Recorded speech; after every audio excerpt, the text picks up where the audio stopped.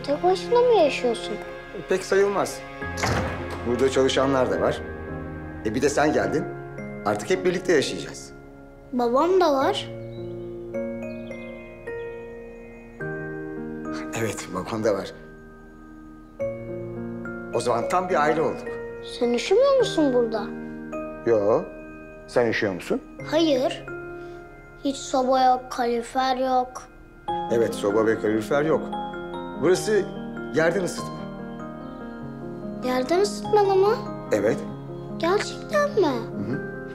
Ya yerler yanarsa yangın çıkmaz mı? Yo, çıkmaz, merak etme. O yerden ısınır ve sen de geldin, daha da ısınacağız artık. Burası gerçek bir ev. Biz de gerçek bir aile gibi olduk. Baba, sen burayı beğendin mi? Beni boş ver oğlum. Sen beğendin mi asıl, güzel mi?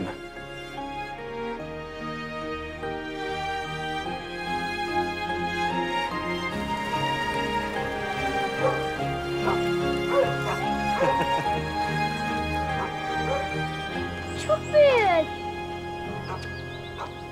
Ne güzel işte oğlum. Bak burada doya doya saklambaç oynarız. Ha? Biz saklanırız, bizi kimse bulamaz burada. Arkadaşlarımı da çağırın. Çağırabilir miyiz? Tabii çağırırsın. Hatta sana bir yaş günü yaparız. O zaman burada, o partide bütün okuldaki arkadaşlarını çağırabilirsin. Ne oldu? Beğenmedin mi? Ben doğum günümü kutlamıyorum. Neden? Çünkü o gün annem öldü benim. Kutlamak istemiyorum.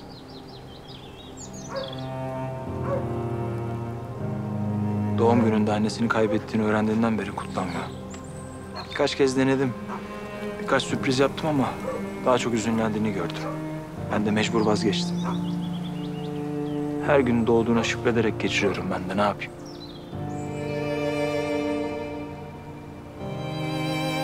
Güneş Bey'in odasına geçelim isterseniz. Eminim çok beğenecektir. Ben Güneş Bey değilim. Güneşim. Peki tamam. Siz nasıl isterseniz.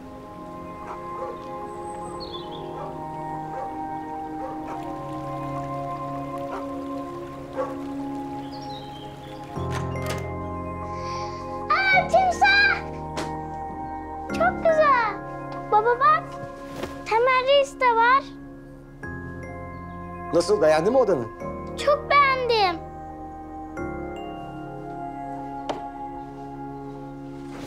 Baba bak, zıplayarak tavana bile dersin. Çok yumuşak. Baba. Okulum buraya çok mu uzak? Servisle gidemez miyim? Servise gerek yok. Seni bundan sonra arabayla bırakacaklar. Bak bu işte çok güzel bir haber. Öyle değil mi? Artık erken kalkmak zorunda değilsin. Bu habere en çok servis şoförün sevinecek, merak etme.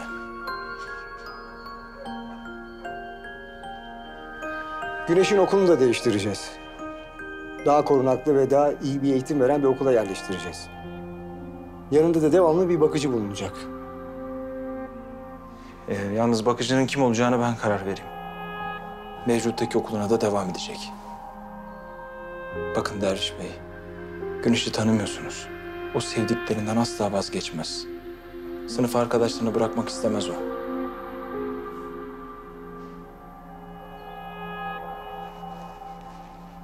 Hayatından daha önemli değil. Sen de oğlun da emniyette değilsin. Okul işinde, bakıcı işinde bir an önce halletmemiz gerekiyor. Bakıcıları buraya çağırırız, aralarından birini seçersin. 7/24 birisi olacak yanında. Peki, güzel. Baba, Suna ablam da gelecek mi? Bakıcı yerine keşke Suna ablam gelse. Suna kim? Suna doktoru. Oğlum, koskoca doktor kadını bakıcın yaptın. Olur mu öyle şey? Hem bak sen şimdi Yaman dedeyi, Zafer amcayı nasıl özlüyorsun? O da buraya gelirse sevdiklerini özler, öyle değil mi? Evet. Ama o bana çok iyi bakıyor. Biliyorum, o sana çok iyi bakıyor ama olmaz.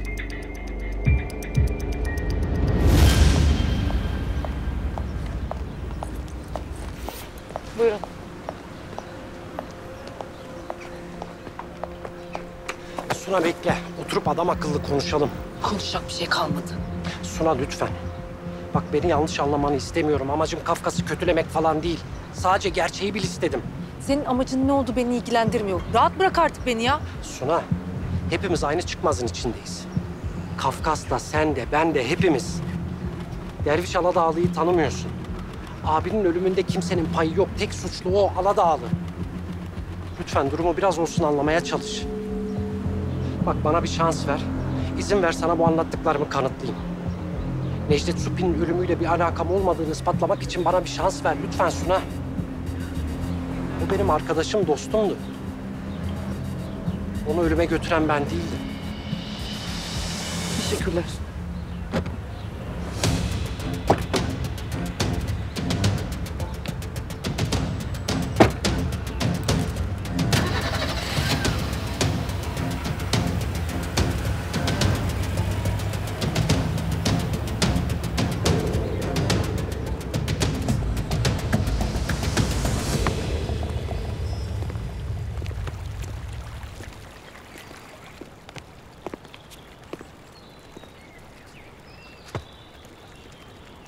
Sırada ne var Derviş Bey?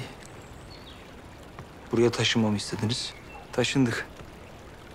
Zamanı gelince her şeyi öğreneceksin demiştiniz. Haklısın. Zamanı geldi. Seni uluslararası bir organizasyonun içine sokacağız. Ne zaman? Pek yakında.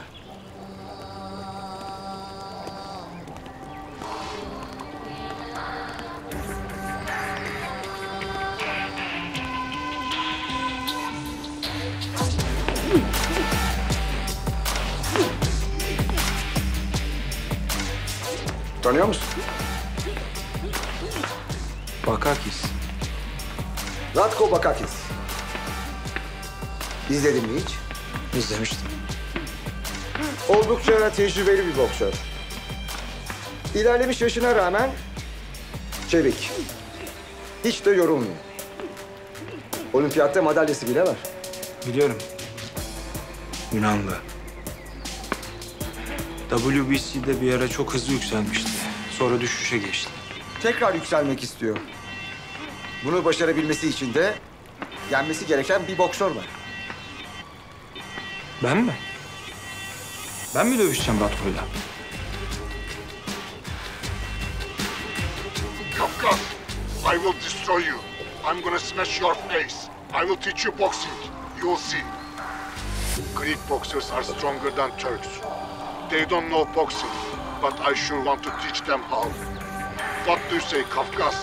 If you want, I can fight you in Constantinopolis.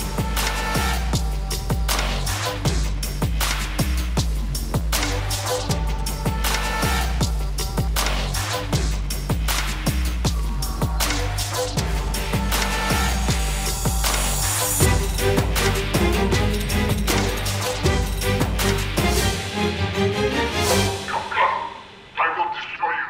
I'm gonna smash your face. I will teach you boxing. You'll see. Greek boxers are stronger than Turks. They don't know Gıcık boxing, oğlum bu herif. but I sure Şekillere want to baksana teach ya, them how. hareketlere bak. What do you say, Sanırsın Kafkas? Mike Tyson. If you want, Öyle I deme can oğlum fight ya. you in Constantinopolis. Görmüyor musun adamın ayaklarını nasıl kullandığını? Gerçi ben göremedim. Acayip seri lan herif. Fırat abi kabul eder mi sizce? Oğlum adamı duymadın mı lan? Lavuk resmen alayımıza dalga geçmiş. Yok Türkler çok antal. Yok size boks öğreteceğim falan. Sen hayırdır lan? Benim bildiğim Fırat abi bu lafları yutmaz kanka. Hatta abim yutturur onlara o lafları. Sen rahat. Tabii lan. Ya orası öyle aga. Bizim gönlümüzde Fırat abiden yana. Fırat abi bunun nefesini kessin, ben var ya zevkten dört köşe olurum. O ayrı. Ha ama beyler bu Ratko'da boş adam değil. Yorulmuyor oğlum adam. Adamın yumruklar mitralyöz gibi. Olimpiyatlarda önüne geleni aptal etti herif.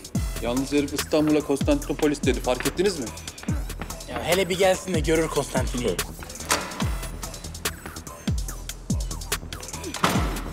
Şahin gel. Ya Ratko Fırat abiye meydan okumuş. Gel izle şunu Allah aşkına. Yok ya birader. Siz bakın davanıza. Ben hiç havamda değilim. Ne oldu oğlum? Şahin. Şahin. Alo.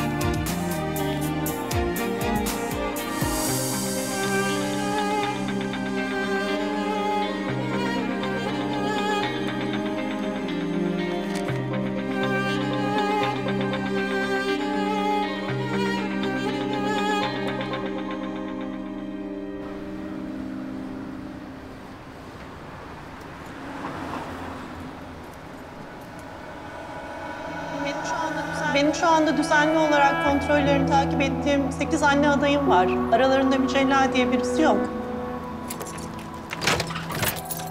Mücella.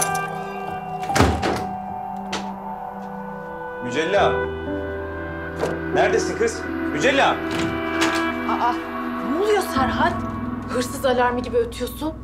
Asıl sana ne oluyor? Sen ne giyindin, kuşandın? Nereye gidiyorsun? Dolma yaptım. Fırat abimle güneşe götüreceğim. Allah Allah. Senin kendini yormaman gerekmiyor mu? Doktorun söylemedi mi sana kendini yorma diye? Tamam söyledi de bütün gün yatacak halim yok herhalde Serhat. Şu kadardan bir şey olmaz. Gidip geleceğim. Sen en son ne zaman gittin doktora? Ne bileyim dün gittim herhalde. Dün gittin. Ay Serhat'cığım hayırdır ne bu haller sende? Mücella. Ha. Canan Hanım'a uğradım ben. Ne muayeneye gitmişsin ne kadının senden haberi var. Ha? Ne oluyor Mücella ya? Sen gene bana yalan söylemeye mi başladın? Bravo Serhat. Bravo. Hamile karının arkasından hafiye gibi iz sürmüşsün. Vallahi helal olsun sana. Ya kızım muayeneye gitmemişsin diyorum doktora. Evet gitmedin. Yani Tolunay'ın doğumunda olan onca şeyden sonra ben niye Canan Hanım'a gideyim ki? Hem sen Canan Hanım muayene başına ne kadar alıyor haberin var mı? Ha? Allah Allah. Zaten kadın ukalanın teki. Ben niye ona gideyim? Ne işim var onda? Başka bir doktor buldum kendime. Ona gidiyorum. Üstelik de Canan Hanım'dan daha ucuz. Ama ben kocamın tabii bütçesini düşünüyorum ya, hata ediyorum, hata. Kocam hamile karısının peşinde hafiye gibi dolansın, değil mi? Alabilir miyim şu dolmayı? Allah'ım yarabbim ya. Vallahi kusura bakma Mücella. Yani onca şeyden sonra insan öyle kolay kolay güvenemiyor. Ha Serhat ha, ben sana yalan söylüyorum hamileyim diye. Bravo. Sen dolaş benim peşimde daha. Şeytan bellemişsin iyice beni. Nasıl gideceksin sen? Neyle gideceksin ya? Bulurum bir yolunu. Tamam dur 2 dakika birlikte gideriz belki. Yok ben kendim gideceğim. Hadi iyi günler. Allah'ım yarabbim ya. Bir işi de düzgün olsun be kadın ya. Of! Bugün internette en çok izlenen videolar arasında ünlü Yunan boksör Ratko Bakasis'in Kafkas lakaplı Fırat Bölükbaşı'na meydan okuduğu bir video da vardı. Video kısa sürede en çok izlenenler arasına girdi. Ya çocuklar şu televizyonun sesini kısın. Aşağıdan bağırdım duymadınız. Kızın. Kafkas dünyaya açılıyor babacığım. Gel otur gel gel. Gel Kafkas diyorum gel. But I sure want to teach them how. What do you say, Kafkas? Bakalım Türk boksörün bu videoya cevabı ne olacak? Bak halet tavra bak. Türklere boks öğreteceğim diyor. Siz kimsiniz lan bize boks öğreteceksiniz? Kimsiniz lan? Kimsiniz? Dövüşmeyi sizden mi öğreneceğiz? Bu millet dövüşmeyi İstiklal Harbi'nde öğrendi lan. Size mi soracağız? Yemin ediyorum var ya Kafkas buraya çıksın, o ringe sizi gömer. Hepinizi bir de tek tek gömer. Derviş. Bir şey mi dedim baba? Yok hayır. Peki sen ne diyorsun bu işe? Fırat maça çıkar mı gerçekten? Vallahi çıkmaması lazım. Çıkmasa daha iyi eder. Baba, Ratko Kafkas yener mi diyorsun sen yani? Vallahi normal şartlarda Kafkas Ratko'yu 1. roundda bitirir. Ama şartlar anormal. Anormal derken baba? Anormal derken Kafkas yorgun. Yeni maçtan çıktı. Baksana adama civa. Bak ne kadar hareketli. Oh dans ediyor adeta. Ringde böyle bu kadar enerjik olursa yani Kafkas'ın işi zor. Yani çıkaramaz maçı. Sen şaka mı yapıyorsun baba yoksa ciddi misin?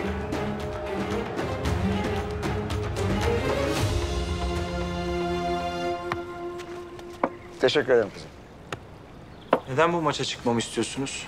Ne olacak sonucunda? Hak ettiğin yerde olacaksın. Dünya sıralamasında. Belki ileride dünya şampiyonu. Bu sefer hile yok. Gerçek bir dövüş, gerçek bir maç. Bugünden itibaren antrenmanlara başlayacaksın. Bu seferki rakiplerin diğerlerine benzemez. Necdet Süpi gibi. İşi sıkı tutacaksın. Yoksa canın çok yanar. Kazanabileceğimi düşünüyor musunuz? Bu beni değil, seni ilgilendiriyor. Kazanabileceğini düşünüyorsan Çık, herkese kim olduğunu göster. Ama yapamayacaksan bizi uğraştırma. Çünkü bu sefer kendin için değil, ülkenin onuru için dövüşeceksin.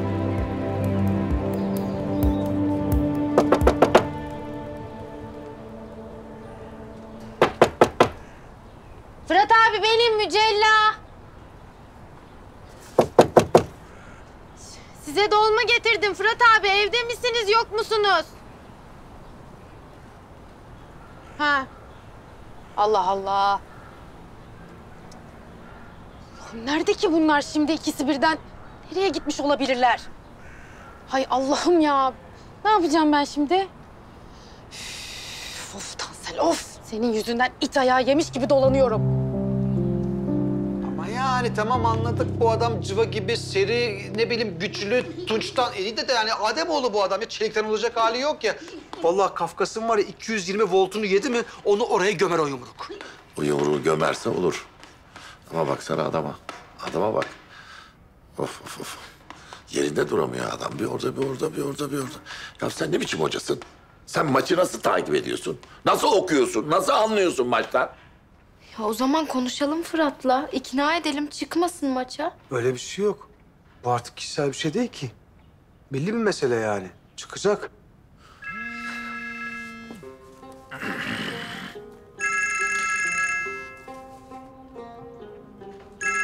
Ben şu... Kim arıyor? Böyle aşağı falan indi. Vallahi bilmiyorum, kontesin biri herhalde. Abi. Ne abi? Biraz yüzün gülsün be, biraz gül. Kafkas'ı görmüyor musun? Dünyaya açılıyor. Senin abin koskoca boks salonunun sahibi olmuş, hala abi. Gül biraz, gül. Bir dakika. Babam salonu sana mı bıraktı? Zafer Günaltay boks salonu diyeceksiniz bundan sonra. Salon bende. İnsan bir tebrik eder, bir elimizi öper, bir başına koyar, bir şey yapar be. Hocam tebrik ederim. Maşallah. Sağ ol, berhudar ol yavrum. Yalnız bir şey diyeceğim. Ben bu aralar işsizim biliyorsun böyle. Yardımcı antrenörlük falan bir şeyler. Ben böyle samimiyetsiz iş başvurusunu hiç sevmem be. Vay be. Yaz kızım, 2 kilo çimen. Ha. Ziya bak. Derviş doğrudan Kafkas'ın peşinde. Uluslararası bir turnuva tertip edip Ratko'la ringe çıkaracak. Kendi safına çekecek. O hayalini kurduğu şampiyonluk var ya, onu kullanıp Kafkas'ı ortaya çıkarmak istiyor. Ya.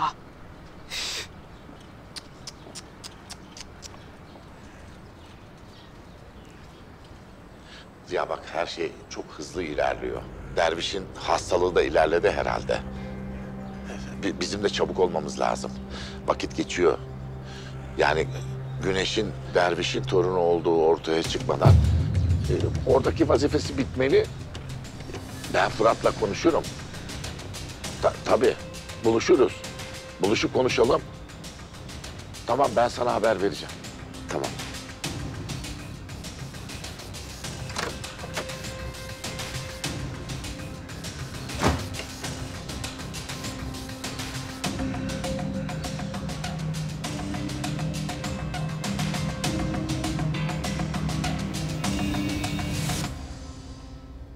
Ratko ve menajerine söyle, söylemlerini bir tık daha arttırsınlar.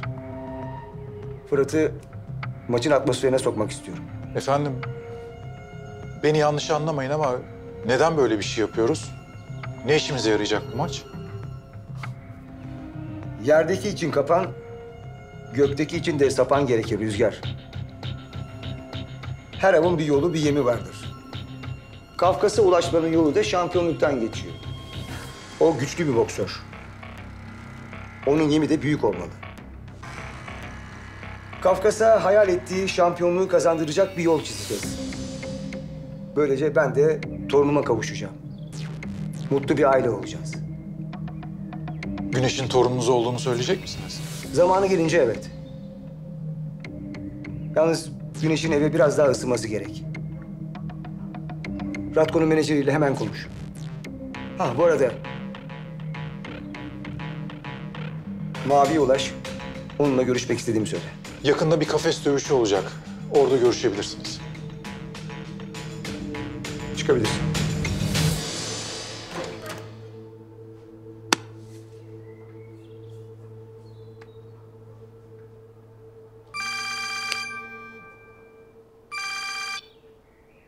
Şampiyon. Oo Zafer hocam buyurun. Ya bırak neyin hocamından bahsediyorsun? Maça çıkacaksın haber vermiyorsun. Hocam diyorsun ya. Oğlum ben daha yeni öğrendim. Sen nereden duydun be? Kafkas Bey. Ringin köşesinde ismimiz, alemde şeklimiz, istihbarat bizim işimiz ya. Zafer Günaltay'dan bahsediyoruz kardeşim. Tabii kesin öyle de. Haberlerde falan mı gördün onu merak ettim. Ya ne bozuyorsun ha? Haberlerde izledin. Ne bozuyorsun ya? Böylesi daha havalı değil mi? Tamam. Bir şey söyleyeceğim. Maç ne zaman? Vallahi daha resmi bir şey yok. Bu Bakakis biraz gevşeklik etmiş o kadar. Kardeşim şu ringe çık da şu 220'ne bir çak nefesi kesilsin şunun ya. Ha? Bakacağız artık. Kafkas Bey acaba köşenizde kim olacak? Vallahi ringin köşesini bilmiyorum. Ama ciğerimin köşesini soruyorsan orada sen varsın tabii. Allah'ına kurban. Bir şey söyleyeceğim. Görüşelim yakın zamanda, tamam mı? Tamam. Artık yoğun olan sizsiniz sayın hocam. Siz söyleyeceksiniz, biz geleceğiz. Hadi görüşürüz. Tamam kardeşim, görüşürüz. Kendine iyi bak. Yedin ama kendine gelemedin, ortama baktım tek bir hesap var. Acılara gar, kendini buldun, sandığın aşkta hep bir tokat var. Yumruğu yedin ama kendine gelemedin, ortama baktım tek bir hesap var. Acılara gar, kendini buldun, sandığın aşkta hep bir tokat var.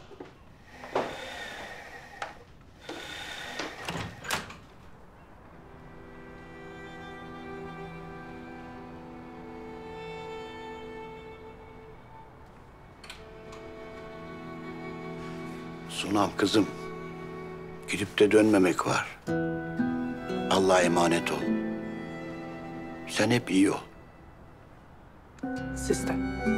Sen abini kaybettin, yaşadın. Biz abini ölüme sürüklemenin gerçeğiyle yaşamak zorunda kaldık. Emin ol bu ölümden daha beter. Başın derde düşerse, canın yanarsa, bir şeye canın sıkılırsa bir telefon uzaktayız. Bizi unut ama senin canımızdan daha çok sevdiğimizi unutma.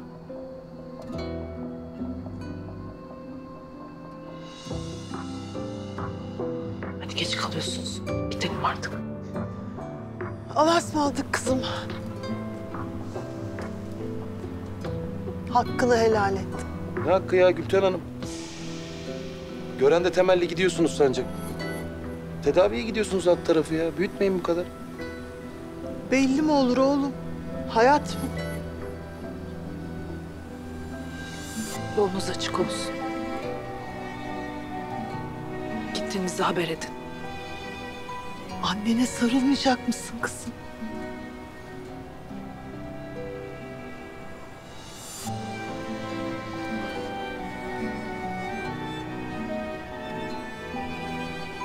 Bana bak Harun Bey. İyileşir iyileşmez bana video atıyorsun, tamam mı? Döndüğünde de beraber balığa çıkacağız. Dikkat edin birbirinize.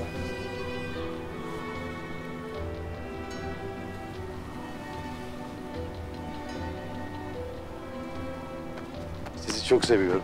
Biz de seni oğlum. Biz de seni.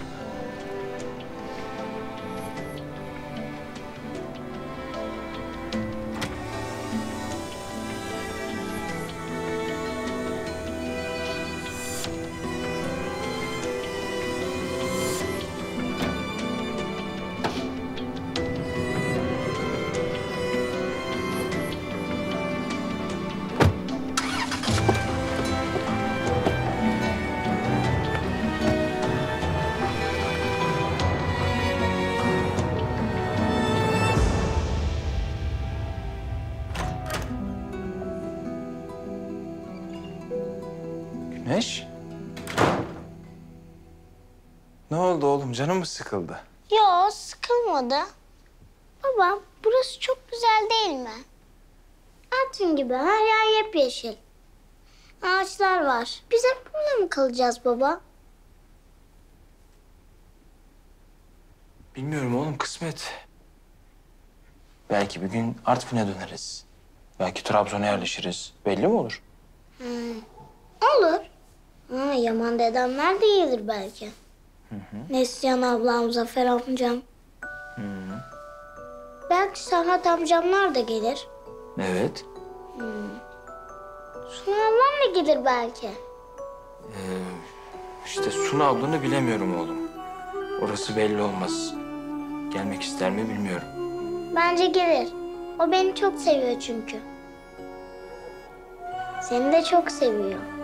Arayıp soralım bence. Bu saatte. Evet, lütfen.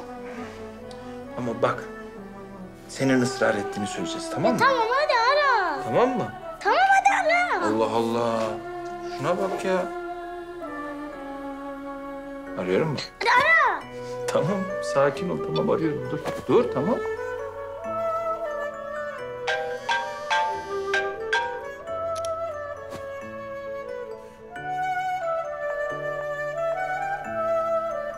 Açmadı.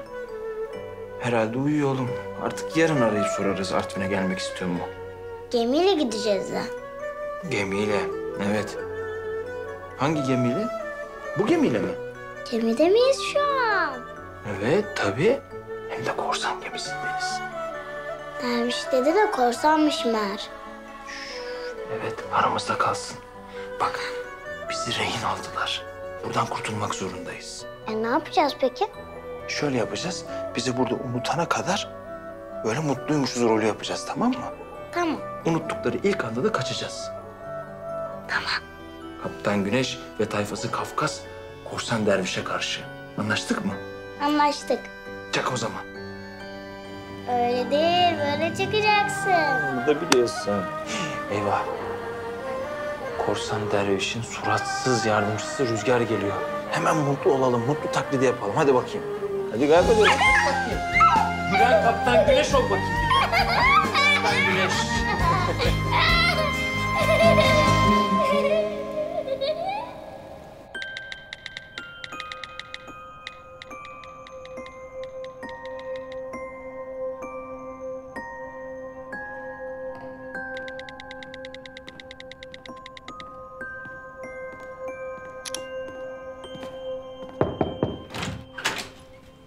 Halacığım, müsait misin? Gelebilir miyim? Gel canım. Hala ne oluyor? Bizimkiler giderken sanki tedaviye değil de cenazeye gidiyormuş gibi çekip gittiler öyle. Yaşlandılar artık. Duygusallaştılar iyice. Anlayış göstermek gerekiyor. Sen nasılsın peki hala? İyi misin? Ben iyiyim. Ne oldu ki? Ben seni tanıyorum hala. Onları uğurlarken sen de bir kötü oldun. Olsun artık o kadar. Neyse. Bak, boş ver sen şimdi bunları düşünme artık. Ben sana başka bir şey söyleyeceğim. Bizim önceliğimiz senin şu silah olayını çözmek. Fırat'ı da Zafer'i de bu konunun dışında tutalım, olur mu? Bizden başka kimseyi karıştırmayalım. Ne oluyor hala şimdi? Bir şey olduğu yok. Sonuçta onlar için de hoş bir durum değil. Yok yere başları belaya girebilir. Bu işin peşine sadece ikimiz düşelim, tamam mı? Hala bana bir doğruyu söyler misin? Bilmem gereken bir şey mi var? Kerem, bunun böyle olması gerekiyor. Bizim artık birbirimizden başka güveneceğimiz kimse yok. Fırat abi de mi yok? Evet, Fırat da. Sonuçta onca yıldır Tansel'e güvendik de ne oldu ha? Görüyorsun işte olanları. Ben artık senden ya da kendimden başka kimseye güvenmiyorum.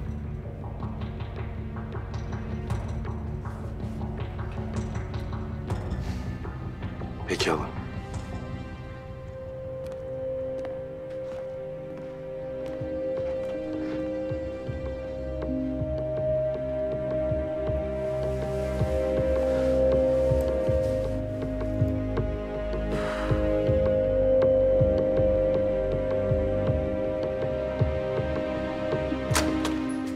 Yavaş.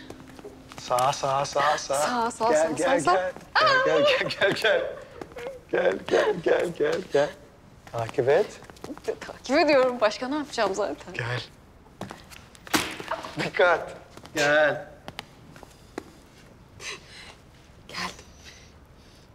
Hadi aç. Açayım mı? Ya aç hadi. Sen neyin peşindesin? Senin peşindeyim. Neyin peşinde olacağım?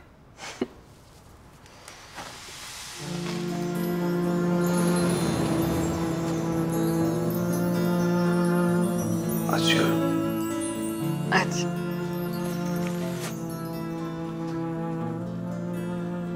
Sürpriz.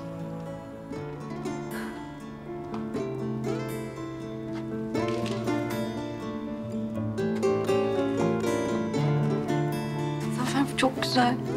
Bence de. Neyi kutluyoruz peki? Yani kutlayacak çok bir şeyimiz kalmadı çünkü. Yani babam beni sana verme işini kutluyorsak kötü bir kutlama. Ama ya onu geç şimdi ya. Neyi kutluyoruz biliyor musun? Hı. Bir baltaya sap oluşumu. Bir işimin gücümün oluşunu kutluyoruz. Selvin. Babam burayı bana devretti. Gerçekten.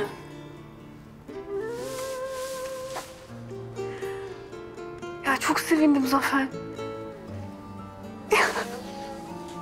Artık elimiz daha güçlü. Babana karşı elimiz daha güçlü. Evliliğe bir adım daha yaklaştık. Evet. O zaman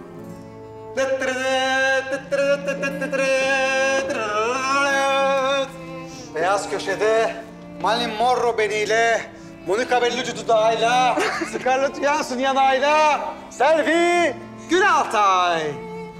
Siyah köşede gerek karizması, gerek yakışıklılığı, boyu, posu, endamıyla Zafer Günaltay.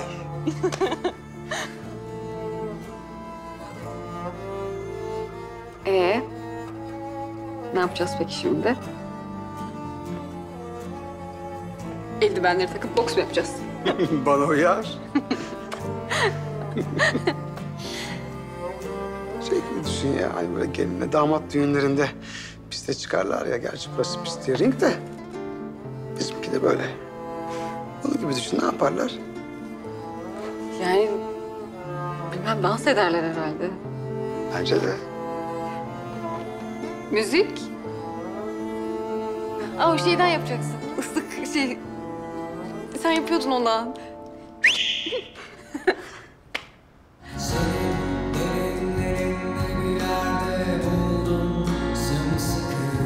Sarılacak, karışacak köklerimi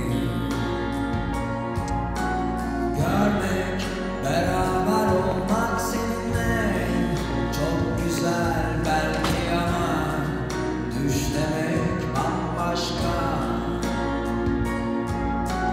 Tenin almış beyazlığını aydan, saçlarının rengi geceden, bundan geceye sevdam.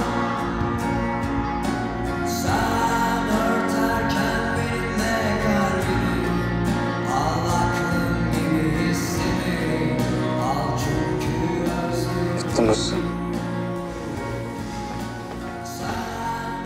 Çok mutluyum Zafer. Ben önce beni toprağa gömmeyin, tamam mı? Bu ana gömün. Sen ölürsen ben de ölürüm. Ölmek yok.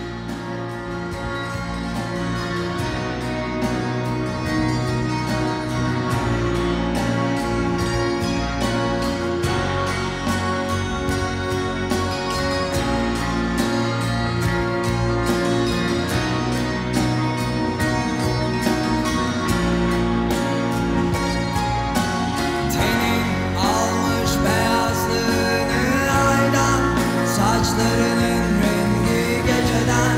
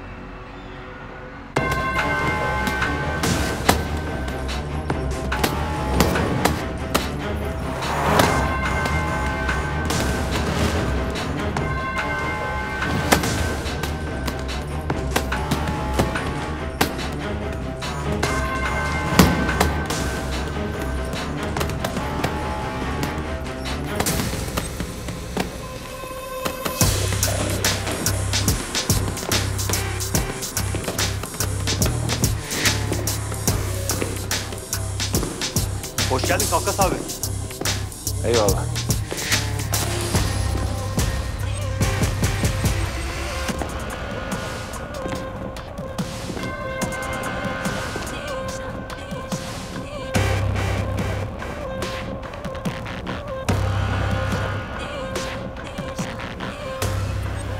Bundan sonra antrenmanlarını burada yapacaksın.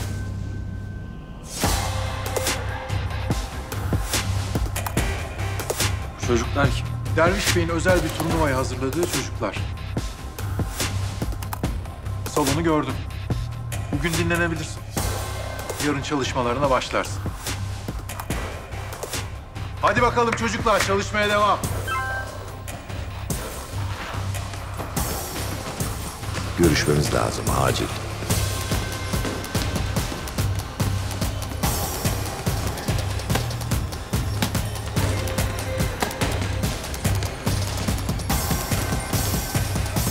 Ben çıkıyorum. Özgürsün. Eyvallah.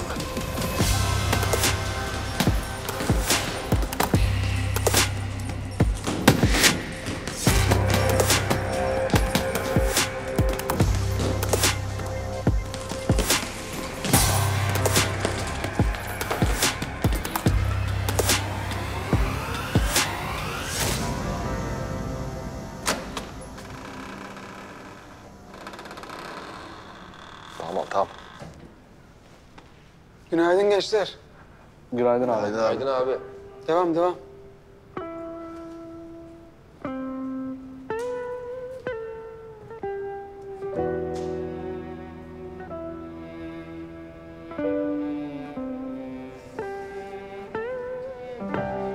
Aç torba aç.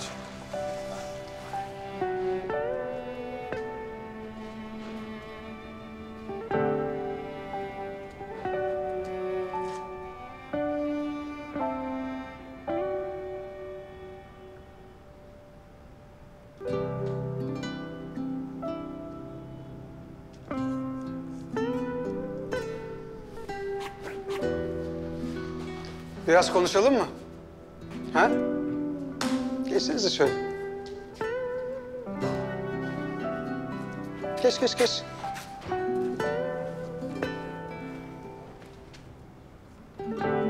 İçinizde bu sopanın hikmetini bilen var mı? Yaman Hoca'nın sopası abi. Doğru. Yaman Hoca'nın sopası da hikayesini bilen var mı? Bilmiyoruz abi. Yok. Bilen yok. Anlatayım. Biz yıllar evvel Artvin'den buraya gelirken babam sadece bu sopayı aldı yanına. Bir tek bununla geldik yani bildiğiniz. Ha diyeceksiniz ki oraya nereden geldi? Yıllar evvel Bulgaristan'dan buraya gelmeye çalışırken bir gece ormanda kalmak zorunda kalıyor. Bunu bir ağaçtan kesiyor. Diyor ki bu benim nişanım olsun. Nereden geldiğimin nişanı olsun diyor. Oğlum bir insanın nereden geldiğini unutmaması çok önemli bir şey. İşte bu gördüğünüz sopa var ya, bu bizim nereden geldiğimizin nişanı. Bir insanın hayatı boyunca nereden geldiğini unutmaması lazım. Bu sopaya böyle bakmayın ha. Küçük ama bu sopa kimleri gördü biliyor musunuz? 4 kere bölge şampiyonu olmuş Çekiç Seki'yi gördü. Mırgulu Salim'i gördü. Kafkas'ı gördü bu sopa. Ne mağlup. İşte bu sopa şimdi geçmişiyle, geleceğiyle bana emanet.